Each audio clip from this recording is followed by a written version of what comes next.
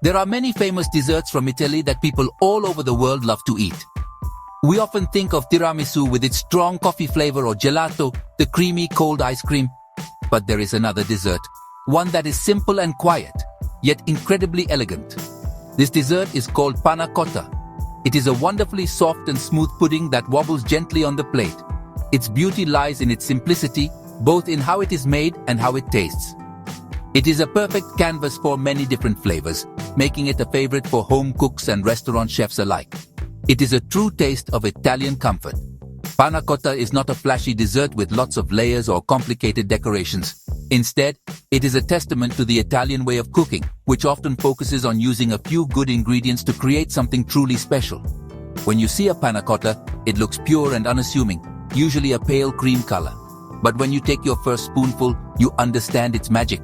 The texture is incredibly silky, melting in your mouth almost instantly. It is rich, but not heavy, sweet, but not too sugary.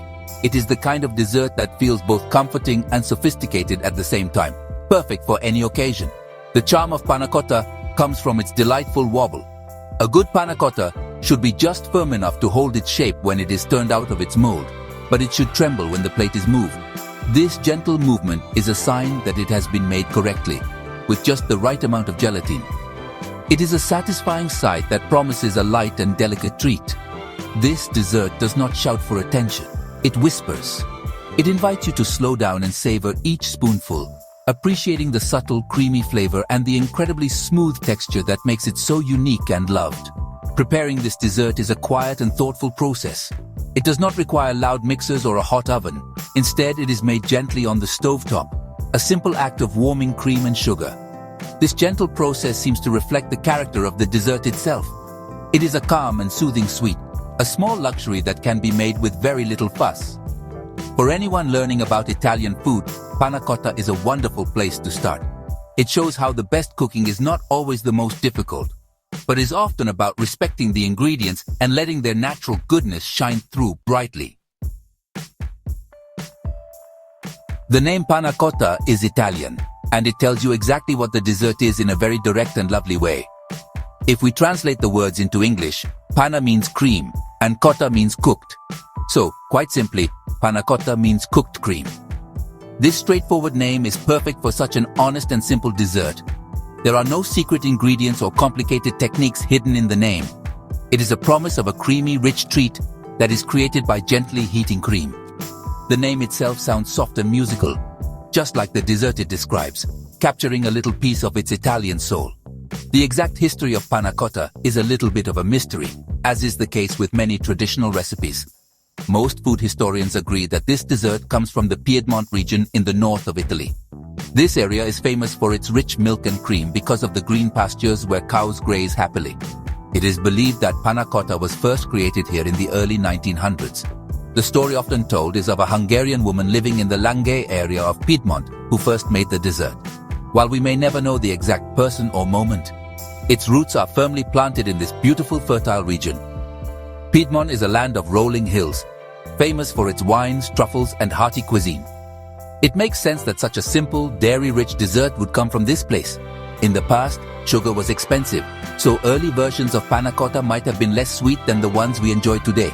The first recipes were very basic, using cream, a little sugar, and fish bones. The collagen from the fish bones was boiled down to create a natural gelatine, which would set the cream. This shows the resourcefulness of home cooks who used what they had to create something delicious and comforting for their families. The dessert remained a local specialty in Piedmont for many decades. It was a humble homemade sweet, not something you would find in fancy restaurants outside the region. It was only in the 1960s that panna cotta started to become more widely known across Italy, and then eventually, the world.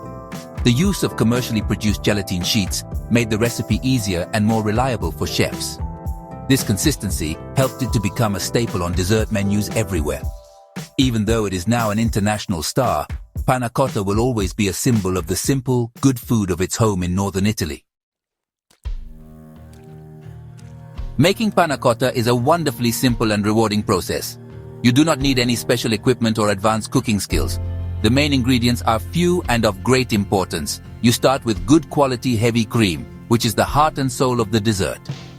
This is what gives the panna cotta its rich flavor and silky texture. Next, you need sugar to add just the right amount of sweetness. Finally, you need a setting agent, which today is usually gelatin in the form of sheets or powder. Some recipes also add a little vanilla bean or milk to create a softer flavor and texture. The basic method is very straightforward and calming. First, the gelatin needs to be softened. If you are using sheets, you soak them in cold water until they become soft and pliable. While the gelatin is soaking, you gently heat the cream and sugar in a saucepan on the stove. You do not want to boil the cream, just warm it enough for the sugar to dissolve completely. This slow heating helps to keep the cream's delicate flavor intact. You might scrape the seeds from a vanilla pod into the cream at this stage, filling your kitchen with a beautiful sweet aroma as it warms. Once the sugar has dissolved, you take the saucepan off the heat. Then, you squeeze the excess water from the softened gelatin sheets and stir them into the warm cream mixture. The gelatin will melt and disappear into the cream almost instantly. It is important to stir well so that the gelatin is evenly distributed. This will ensure that your panna cotta sets smoothly and evenly, without any lumpy bits. This step is the crucial moment where the liquid cream is transformed into something that will soon become a wobbly solid dessert. It is a quiet and satisfying moment of kitchen alchemy.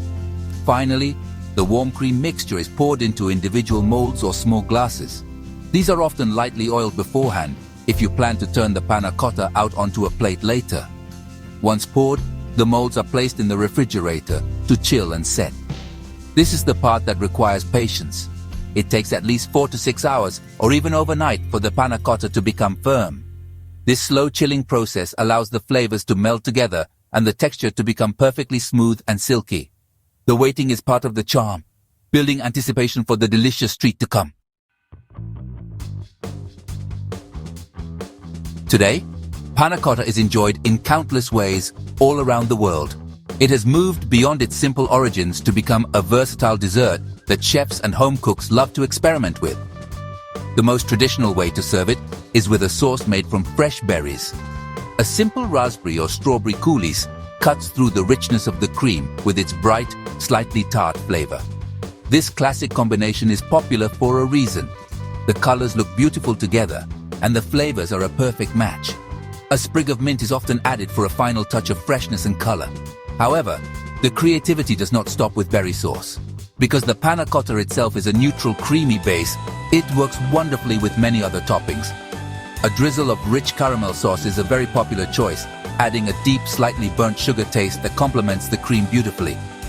For something a little more grown-up, a strong espresso panna cotta is a fantastic alternative to tiramisu. You can also infuse the cream with different flavors before it sets, such as lemon zest, cinnamon, lavender, or even tea. Each variation gives the classic dessert a completely new personality. The way we eat panna cotta has also evolved. While it is often served unmolded on a plate, many people now prefer to serve it directly in small, elegant glasses. This is easier for the cook, as there is no risk of the panna cotta breaking when it is turned out. Serving it in a glass also allows for beautiful layering. You can have a layer of fruit puree at the bottom, then the creamy panna cotta, and finally another topping. This modern presentation makes it a perfect dessert for dinner parties, as it can be prepared well in advance, leaving the host free to enjoy time with guests. In the end, what makes panna cotta so special is its beautiful simplicity and its comforting nature. It is a dessert that connects the past with the present. It carries the history of its humble beginnings in the Italian countryside, yet it feels perfectly at home in a modern kitchen.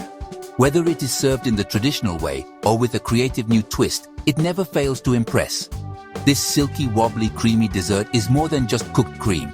It is a small piece of Italian culinary genius, a sweet and simple secret that is now happily shared with the entire world.